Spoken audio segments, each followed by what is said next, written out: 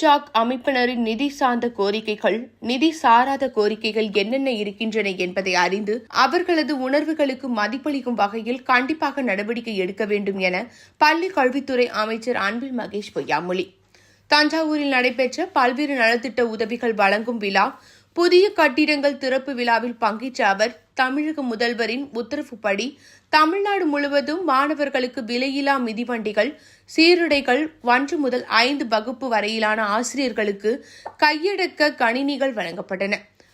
டிக்டோ jack அமைப்பினர் 13 அம்ச கோரிக்கைகளை வலியுறுத்தி போராட்டம் நடத்த உள்ள வரும் நிலையில் அவர்களிடம் பேச்சுவார்த்தை நடத்தினோம். இதில் 5 அல்லது 6 கோரிக்கைகளை நிறைவேற்றுவதற்கான வழிவகைகளை மேற்கொண்டு வருகிறோம். மேலும் முதன்மை செயலரும் பேச்சுவார்த்தை நடத்தியுள்ளார்.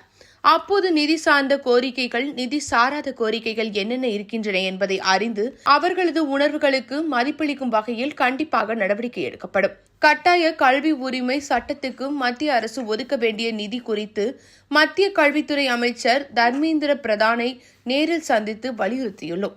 ஆண்டுதோறும் வழங்கக்கூடிய இந்த நிதியை பல காரணங்களை கூறி ஏன் நிறுத்தப்பட்டது என்றும், ஏறத்தாழ 60 லட்சம் மாணவர்களை மனதில் வைத்து உடனடியாக நிதியை விடுவிக்க வேண்டும் எனவும் கோரிக்கை விடுத்தோம்.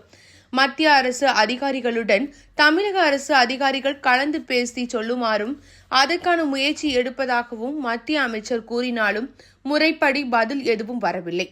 மத்திய அமைச்சரிடம் என்ன பதில் இருக்கிறது என்பதை பார்த்து தமிழக முதல்வர் நடவடிக்கை எடுப்பார் என்றார்.